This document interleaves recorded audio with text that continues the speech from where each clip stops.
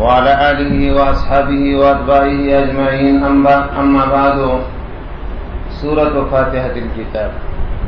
غلابه دوڑان دنه دا مسله تفصیلا تیر شوی و چې د دوڑان دنه علت تعین دفن کړي او دا غي سره سره بیا کیفیت د خپل مصنف او د تفسیر ذکر کړي او بیا نوم ورلای او یو خبره پکې کړي و چې دا اساس او دا بنیاد دی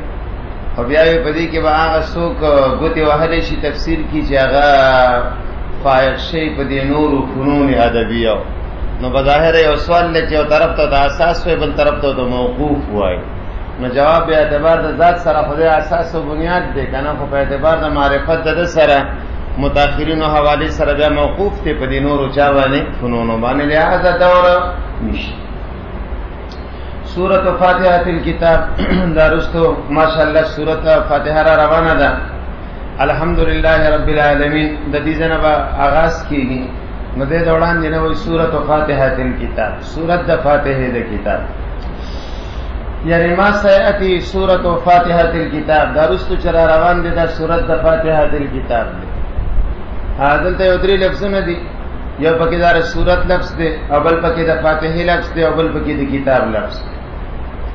نو داول نه خبره خو سورۃ وړاندې نه مونږ ویلو چې دا ماخوذ د رسول البلد نه اکلی چا پیرا دیوال لکه څنګه دیواله هاته کړی دا غرنګي سورۃ په مضامینو باندې هاته کړی یا سورۃ په معنا د درجه او د فضیلت سره او د مرتبه سره په دې معنا مستعمليږي او دویم ته کې د فاتحه نو فاتحه فتحه فاتحه دا تا پکې د نقل د پاره د وصفیت نه اسمیت طرف کلمه تا للنقل من الوصفیت الى الاسمیت دا کلمه تا د نقل د پاره د وصفیت نه اسمیت دا وصفی سم ګرځیدلې فاتحه اصل کې فتح په معنا د کولاولو خو بیا داسې مسلې چې سړی سزې کولاو کې اول نه چې کوم شی ویني جزء اول د شی ته بیا فاتحه وایي ځکه چې اول نظر په جزء اول لګي فتح اصل کې کولاوالي ته وایي ورته چې سړی شی کولاو کې اول نظر په جزء اول باندې لګي نو دغه جزء اول ته بیا څه ویل کېږي فاتحه الکتاب لفظ درم ذکر شوی د کتاب خپل معنا د جمع او منه الکتیبه الاشکر لخر تم کتاب کتیبه وای ځکه هغه کې اجتماع د افراد وي او په دې کتاب کې هم اجتماع د مسائل وي نو د دې نقوش وي نو د دې د وجنه د تسویل کېږي او لیکل شي نو د دې وجنه د تسویل کېږي کتاب دا خود دې تشریح لغوي و د الفاظ ثلاثه د دې نقوش ثلاثه کلمات ثلاثه دلته دا اضافت د کومې قبیله نه ده فاتحه سورۃ فاتحه الکتاب نو د سورۃ چاته شری فاتحه ته د فاتحه چاته شری کتاب ته نو دلته دا اضافتونه شری دار کومې قبیله نه دي ذکر دا خبره د مقام کې چې اضافت په درې قسمه ده یو اضافت و معنی فی ده و معنی من ده و معنی الی ده اضافت و معنی فی خود ته ویل کیږي چې مضاف الیه ظرف ته مضاف ته پاره نو صلات الليل چې هغه مضاف الیه ظرف ته چا ده پاره ده مضاف او اضافت و معنی من دي ته چې دا مضاف الیه کلی وی او محمول په مضاف باندې خاتم فزدته یا دې ته ویل کیږي چې حمله کې په مضاف او په غیر مضاف دواړو لکه فزه حمله کې په خاتم او ما سوا د خاتم نه په بل شتم سویل کیږي فزه او اضافت به معنی نام دي ته چلته اختصاص ته مضاف کو مضاف الیه پورې بس افاده د اختصاص چې په کوم ځای کې کېدې شي الته اضافت به معنی لام زوایل شم بس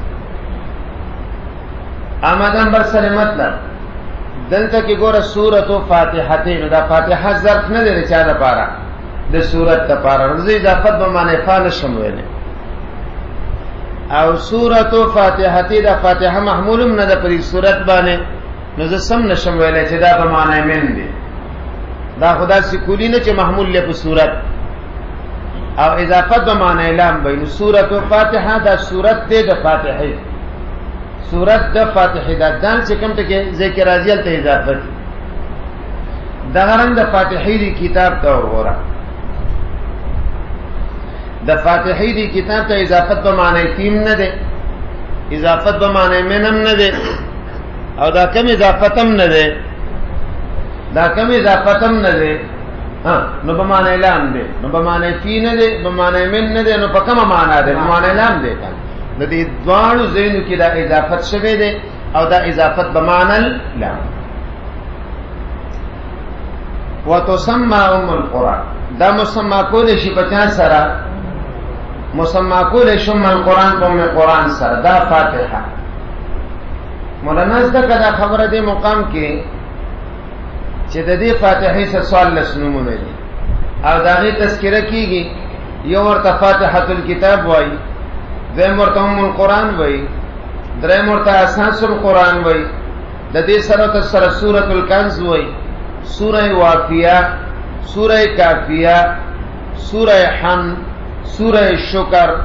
سورہ دعا او سورہ تعلیم المسئلہ، تعلیم السر، او سورہ شفا، او السبع من المثانی، السبع من المثانی. دا سیوه تویل کیږي. دا تقریبا سدول شو که شو نو دا دومره نمونه دي. ټول نمونه علماء پوه شوې که نه؟ دا نمونه دي. د دې سن نمونه وجر تسمیم ذکر کیږي چې هغه دا درې دي.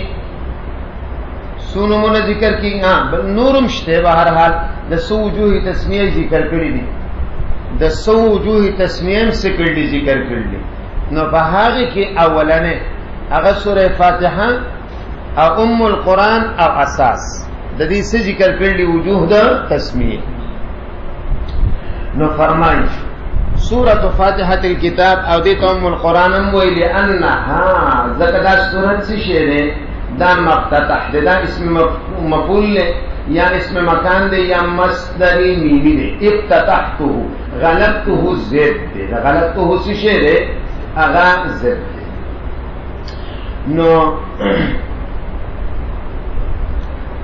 نو دې ته ذکر چې دا مفتتح ومبدأه او داسې شی ده مبدأ ده. گویا کہ فکأنها اصله ومنشأه، گویا کہ دا فاتحه اصل د قرآن دی او دا منشأ د چا ده؟ د قرآن. اصل د قرآن او منشأ د چا ده؟ د قرآن. د مفتتحه ومبدأه کی چې کوم ضمیر دی دا راجع د قرآن ته پټ. مفتحه و مبدأه راجع د قرآن ته، او دا رستو ما اصله منشأه دا راجع د قرآن ته ما سوا د فاتحه نه، ما سوا د چا نه؟ ځکه چې هغه اصالت الشیء لنفسه وغیره لازمه نشي. دویم د دې په حل کې شارحینو سره مختلف وجوه ذکر کړل، مختلف طریقې ذکر کړلې. نظر غلنده هونه طریقه پکې ته ذکر کم. دې ته سوره فاتحه ولي وای او القرآن ورته ولي وای؟ نو لانها مفتتح دا سن شارحینو حمل کړل په دې فاتحه ته ولي وای او القرآن ورته ولي وای. د دواړو وجه ذکر کړل. وای دا دواړو د فارسی شه دا وجه. ذکر مفتتح زید کولاوالی فاتح چونکہ کولاوالی تو وی خود جزء اول معنی اول نظر لگی او دا فاتحہ په اوله مرتبه کې ده. نو ذکر دې ته سمې لیکيږي فاتحه الكتاب ورته لیکيږي، فاتحه الصوت لیکيږي. ومبدأ هو صور تم لیکيږي مبدأ د قرآن صوت لیکيږي. نو چې مبدأ او ته لیکيږي کنه نو فكأنها اصله ومنشأه، گویا کې دا اصل دی او دا منشأ ده. دا اصل دی او دا څه شی دی؟ منشأ. گویا کې دا څه شی دی؟ اصل دی او دا منشأ ده. نو چې دې ته وګوري چې دا مبدا ده، چې دا څه شی ده؟ مبدا ده. نو بیا ته القرآن وایا. په دې وجه چې دا نه چې مبدا ده نو فاتحه الكتاب ته ویل کیږي. سو ته ویل کیږي فاتحه مبدا ده کنه. نو فاتحه الكتاب ته مبدا آغاز ده. او چې دې ته وګوري گویا کې دا اصل دی. نو بیا ته القرآن وایا. او چې دې ته وګوري چې دا څه شی ده منشأ ده، نو بیا ورته اساس وویل شو. تسمى نو په اعتبار د دې چې دا مبدا ده نو فاتحه ورته ووایه، او په دې اعتبار سره چې دا اصل نه نو بیا ورته سویل پکار دي ام القرآن، او په دې اعتبار سره چې دا منشأ ده نو بیا ورته سویل پکار دي اساس، او بیا ورته سویل پکار دي بنیاد، بیا ورته سویل پکار دي اساس، او بیا سویل پکار دي بنیاد. نو سنه خلکو دا زیاده سي حل کړی دی دې سنه خلکو پکې بیا هغه هغه دې غاړه خبرې دومره وبدي کړي سړي باندې اشتباه راولي. هغه دا مفتتح مخکې چې ذکر دی کنه الکه څه ذکر دی مفتتح مخکې ذکر دی، نو دا د سیماجره چې فاتحه او د د دواړو د پاره څه شی دی دا وجره ذکر ته او فاتحه وی چې دا مفتتح دی، خو د دوه معناګانې دي. کله کله په معنا د چا سره د اصل القرآن، او کله کله په معنا د والدی سره، کله کله په معنا د اصل سره، او کله په معنا د چا سره. نو اوس دلته کې وی لوف نشر غیر مرتب دی. لوف نشر څه دی؟ ها دا اصل او منشأ ده، نو دا اصله ټکی د مبدی سره لګي، اصل د چا سره لګي، او دا منشأ د چا سره لګي، دا مخ کې مفتتح سره. دا مفتتح دی نو گویا کې دا منشأ ده، او دا مبدا ده نو گویا کې دا څه شی دی اصل، دا څه شی دی اصل. نو ګوره د اصل کې څو اطلاقي دوه په معنا د اصل سره، او کله په معنا او والدی په معنا باندې مستعملي. نو لوف نشر غیر مرتب شو، لوف نشر غیر مرتب. او د دین اسانه چاویل وسلوف نشر غیر مرتب خبره کوي، ولانها مفتتحو د فاتحه سره لګوا، او دا مبدأه د الله بندر چا سره لګوا، د القرآن سره لګوا. دیتا فاتحه ولی وی دا مفتتح ته، دیتا القرآن ولی وی دا مبدأ. بس خبره ختم. پوښی که پوښ ولذالک د دې د وجنه دا مسما کول شي په اساس سره. ما په اول تقدیر وی چون کې دا منشأ ده، نو ځکه تسویل کېږي اساس، ځکه تسویل کېږي او عین منشأ خو نه د فاتحه خو کله منشأ ویل دي کنه. دا څنګه چې دا ټول قرآن هم د دې نه راوته دی، خو مطلب دا نه چې کله منشأ را څه شی را کله فکأنها گویا کې دا اصل دی، او گویا کې دا سره منشأ. ولذلك تسمى اساسا او لانها غرض د علامه موصوف د دې عبارت نه د القرآن د پاره بل وجه ویل پکار دی، یو وجه ویل کنه شي. اوس د فاتحه ته القرآن وینو دا غیر لپاره سمه وجه وی زبیره، دویمه وجه سمه وجه وی زکه ته وی چې دا مشتمل ده هغه چې په دې کې دي د سنانا تعبد به امره و نهی بیان او وعده وی حاصل د کلام دار د قرآن کریم مقصود معرفت د مبدا او د معاد، د معرفت د دنیا او د چاره، او ما ينتظم به المعاش، هغه چې معاش پس کېږي برابرۍ دي. ٹھیک شو؟ دا د قرآن مقصد دی، معرفت د مبدا د معاد او نظام د چاره معاش، او د دې دریو مانو خبرو رجعه دریو کارونه ته کېږي. د دې رجعه چاته کېږي د سیوا ا د قرآن کریم سره د کثرت آیاتونه رجعه څو چیزونو ته کېږي دریو ته. بعضې پکې ثنائی، بعضې پکې امر او نهي، او بعضې پکې وعده او څه شی ماتو شو. دا قصص امثال خو مکملات دي، دا څه شی دي مکملات دي، دا څه شی دي. نو ګوره الحمدلله چې ویل شو ثنا ویل شو، ایاک نعبدو چې ویل شو اوامر نواهی ذکر شو، دا خبره ختمه شو. انعمت علیهم چې ویل شو وعد وعید ذکر شو، وعد او څه وعید دا ذکر شو. نو حاصل د کلام دا دی چې د قرآن کوم مقصود دی هغه په فاتحه کې پروت دی. د قرآن کوم مقصود دی ما تاسو ته وی مقصود د قرآن څه شی دی؟ هغه مبدا او د معاد او نظام د معاش. دا قرآن څه شی دی؟ او بیا دا قرآنی آیاتونه کثرت آیات سره د دې رجوع چاته کیږي دریو سيزونو ته کیږي یو ثنا د قرآن او یو اوامر او نواهی امتثال د اوامر او نواهی او دریم وعد او سلورم وعید نو الحمدلله رب العالمین کې ثنا شو ایاک نعبد و ایاک نستعین کې امتثال د اوامر او نواهی ته اشاره شو انعمت علیہم کی وعد شو غیر المغضوب علیہم ولا الضالین کی وعید شو دا سو خبر شوی ټوله ثنا امتثال د اوامر او نواهی او وعد او وعید دا سلور دی په دې سلور باندې د فاتحه مبارکه مشتمل ده نو ذکر کوم القرآن ذکر تسویل کی او لانها یاد دې د وجنه چې دا مشتمل ده علامه فيه هغه چې پدې کې دي من الثناء علی الله عز وجل او دا غرنګ تعبد دې په امر د الله تعالی او په نهي د الله او بیان د وعد او وعیده او د وعید الله او دې ټول باندې څوک نو په ټول قران باندې د فاتحه مبارکه شي شعر مشتمل او علی جمله معانی غرض د علامه موصوف د دې عبارت نه هغه یو درېمه وجه د دې چې د فاتحه ولي وي نو حاصل د کلام دار چې زمون سره دوا حکم دي حکم حکمت معنا علم یعنی یو علوم نظریه دي یو احکامات عملیه دي یو څه دي حکم نظریه دي یعنی اعتقادیه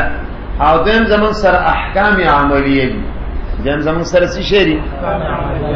احکام څه دي عملیه دي دغه د سيزونه زمون سره بنیادی مقصدین دی او دی غاړه مقصدین د دوه مقصدین قران کې چیړلې شي او دا دوه مقصدین باندې د فاتحه مشتمل ده دوه مقصدین باندې څوک مشتمل ده د فاتحه مشتمل ده نو د دې د وجنه لك الحمدلله رب العالمین الرحمن الرحیم مالک یوم الدین دغه اعتقادیه شو او ایاک نعبد و ایاک نستعین اهدنا الصراط المستقیم وغیرہ نو دا عملی شنو پدی باندې فاتحه څه شی ده مشتمل ده بس په دې باندې مشتمل شو نو دا داسې شو لکه ګوره حکم نظریه مالک یوم الدین پورې ویل کیږي کنه احکامات عملیه ایاک نعبد و ایاک نستعین دې کی ذکر کیږي او سلوک ته طریق مستقیم اهدنا الصراط المستقیم او اطلاق صراط الذين انعمت عليهم صراط الذين انعمت نګور دا ټول خبره باندې څوک مشتمل ده فاتحه نو ځکه دې تسویل کی القرآن ځکه دې تسویل کی او على جمله معانی یا دا مشتمل ده او جمله معانی وباره اب جمله معانی څه شی بیان من د حکم نظریه او د احکام عملیه التي هي سلوك الطريق المستقيم او دا ټول صفت ته د جمله معانی هغه جمله معانی سړي چې په قران کې دي چې هغه سلوک ته په طریقې مستقیم یعنی احکام عملیه او اطلاع د مراتب د سعاده چې هغه حکم نظریه دي حکم څه نو د الف نشر غیر مرتب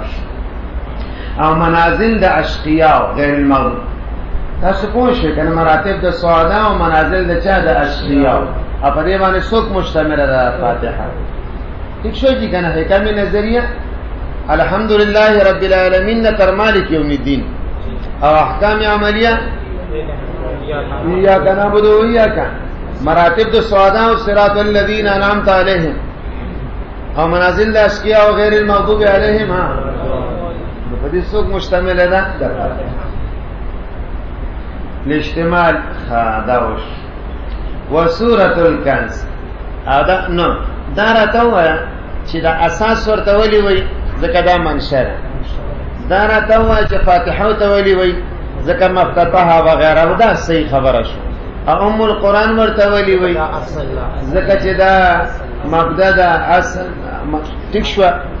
نو د دې دا وجه نو څه ویل کېږي ام القرآن ورته ویل کېږي نو ام القرآن دیمه وجه سره ولی ته ام القرآن وای ځکه دا مشتمل ده په ثنا او په پلان پلان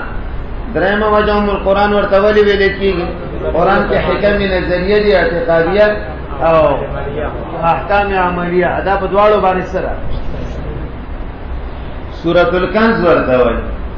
نا خزانه ده کنه وځکه ته د دې وجه تسمیه ذکر نکړه والوافیه سورہ وافیه ورته دام کافی ده کنه په افاده د مضامینو سورہ کافیه ورته وایي لذالک د دې وجنه د سو وجنه د درې وجو په وجه یو ځکه چې دا مبدا ده زمدانه چې مشتمله ده په ثنا وغیرہ او درېمه مشتمله ده په جمله معانی دا کوم مخکې وجود چې ذکر شو ثلاثه دا د دې کنز د وجه تسمیه او د وافی کافی د وجه تسمیه د پرم کافی و سورۃ الحمد ورته وي سورۃ الحمد ورته ویل کیږي سورۃ الحمد ورته ذکر ویل کیږي چې په دې کې الحمدلله ده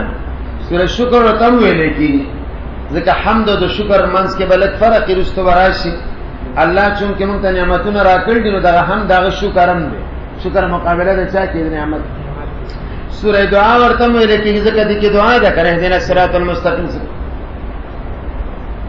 سورہ تعلیم المسألہ ورته ویل کېږي کنه سورہ تعلیم السور ورته ویل کېږي مسألہ ورته ویل کېږي ځکه دې کې الله جل جلاله د سوال کولو چلن سړی ده کوي ته چیرې چانه سغوختنه کوي نو څنګه وختنه وکړي الته ولر شیو د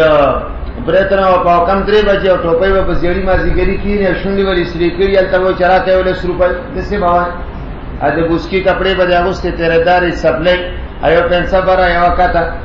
او پر دواخ باندې کته زونډي تا چوری او په جیب کې بریم او ماره خیر زونډو والا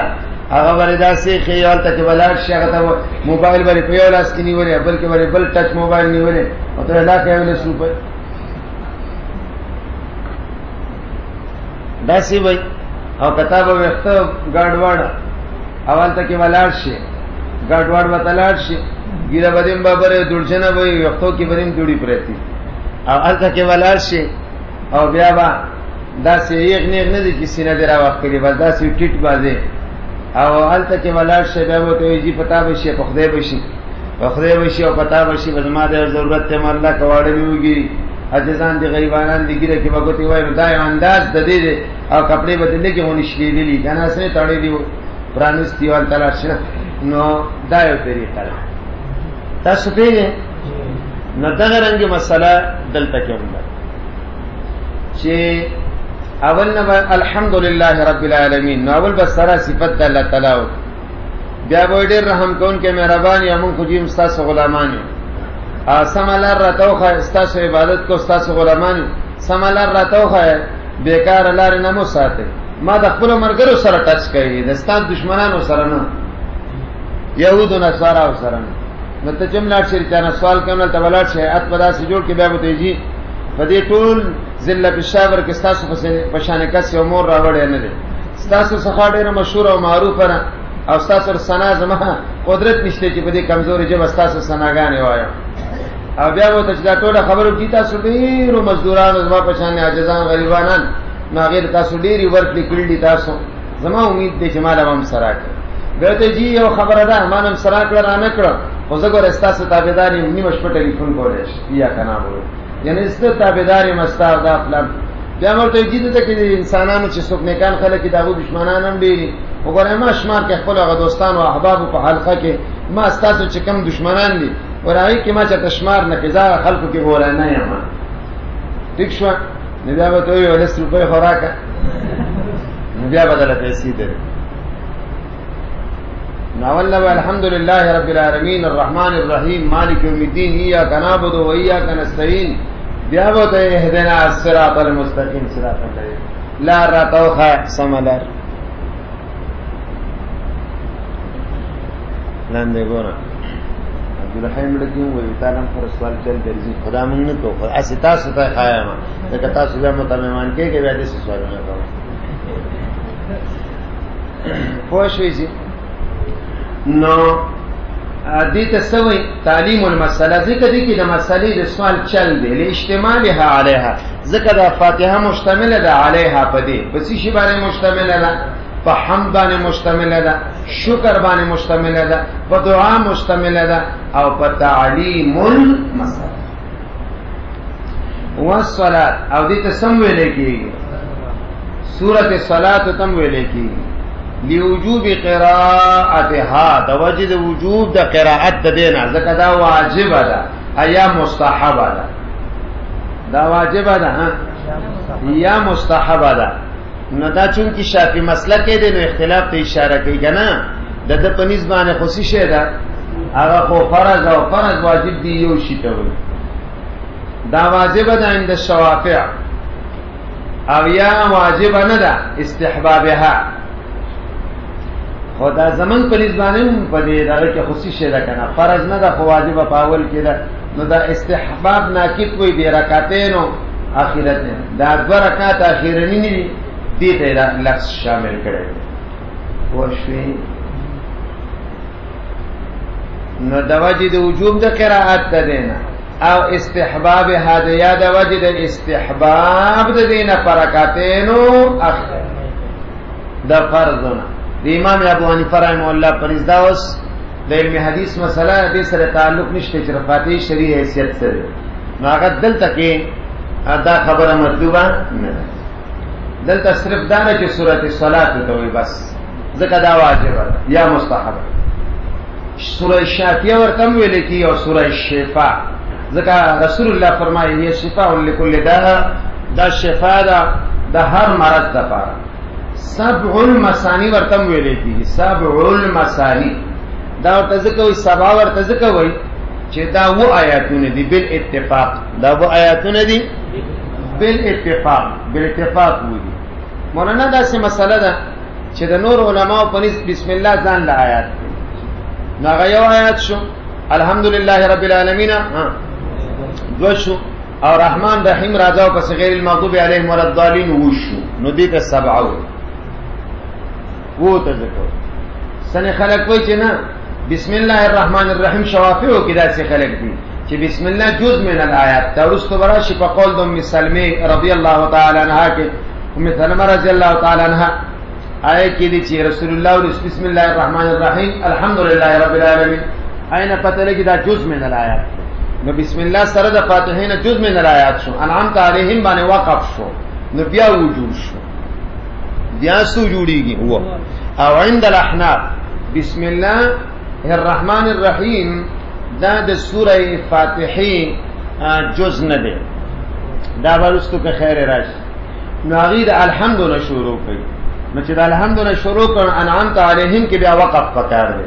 انعمت علیهم کې چې وقف شي بیا به جوړیږي چې وقفونو کې بیا سو جوړیږي شپږ واشه کنه او سنی خلکو په کې دا کار کړل چې بسم الله هم آیات کړل او وقف هم کړل داغي کنيز بیا اته جوړي سو جوړیږي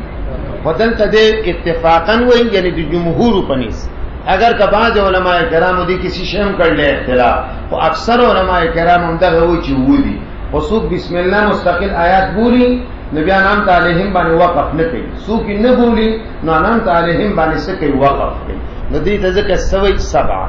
مسانی جمع د مسنه مکرره او دې ته مسانی ویل کیږي مسانی ته ځکه وایي چې انها تکرر فی الصلاه دا په صلات کې مکرره ذکر کیږي نو ځکه ته مسانی سوال دا مسانی خو نه پکار مسنات پکارو یعنی مسانی خو جمع ده کنه جواب د فاتحه کې آیاتونه دي فاتحه کې سي علی انها سبع آیات بالاتفاق الا مگر سن خلق د سر چې شمار کړي د تسمیه یو آیات او دون انعمت علیهم نا او سن خلقو عکس کړي سن خلقو څه کړي بسم الله آیات نه شمار کړي او انعمت علیهم باندې څه کړي وقف نبیات نه سو جوړ شو ها وتسنى فی الصلاه حدیث سبن مسانی ذکر وو چې وتسنى دا مکرره کیږي په مسکی او یا په نازل والی کی یا بچا کې په نازل والی کی دم سشه کیږي تو سنہ فی الصلاه اذن یا په نازل والی کی دا صدا مقرره ده کدا خبره صحیح شي چې دا نازله ده په مکه کې کله چې فرض د موس شو او په مدینه کې هر کله چې تحویل د چا او شو د قبله یعنی کدا خبره صحیح شي چې دا فاتحه سو ځله نازله شي یو ځله مکه کې ها او دیم ځله نو دې ته بیا مسانی ځکه وای چې توسن تکرر دا مکرره کیږي په مسکم په نازل والی کې هم دا مکرره نازل هم ده په مسکم مکرره خدا اله چې دا خبره صحیح شي چې دا یو ځل مکه کې نازله شوې و او بیا بچا کې خدای وایي صحیح خبره دار چې دا مکی ده صحیح خبره دار چې دا سنه ځکه الله فرمایي ولقد اعطیناک سبعا من المثانی تعالی ما درکړي دي سبعا من المثانی او دا سوره حجر ده او دا مکی ده بل اتفاق نو چې دا سورت مکی ده نو دا فاتحه هم په کوم ځای کې نازله شوه نو دا سبعا من المثانی ذکر بچا کې په مکی صورت کې ده چې په مکی صورت کې ده نو دام سي شهرا مکی اې دې ځمانه عثمان له دې پر پوش نو بیا دا وجه نه صحیح کېږي د انزال دا وجه بیا د پنځ باندې او تو سنت الصلاه بالانزال معترض وي چې دا خو نه صحیح کېږي ځکه وسنه معنا مقرره کېږي دا په مسکی اپ نازلې دلو کې مقرره کېږي نو وحي خو بنده ده وحي خو څه نو دا په چا عطف صحیح نه ده په الصلاه په الصلاه د دې شي صحیح نه ده څنګه عطف صحیح نه ده نو وحی خصوصی شوی ده نو د دین علماء بیا جوابونه کړي چې دا عبارت ته قبیله د علقت او تبنن و ما ان باردن نه ده دا قبیله د چا نه ده علقت او تبنن و ما انا نو تسنى فی الصلاه او سنیت فی الانزال نو دلته وته شی بل لا واسي سنیت به تراو باسه مخ کې په استقبال به معنا صحیح ده یعنی حال استقبال دا مقرره کیږي دا بل په ماضی کې شي بچا کې وای شي یام دغه تسنى فی الصلاه ته ول انزال دا عطف ته په صلات او تسنى چې صلات سره لګي نو په خپل معنا ده ادا تسنى چې انزال سره لګي نو بیا په معنا ده چا سره ده د ماضی سره سوره سیده نو لہذا دا سوال ختم شو چې دا عطف شي په صلات هغه تسنى معنا په انزال کې نه جوړیږي نو دا سوال مسیح شي ختم وصلی الله تبارک وتعالى علیه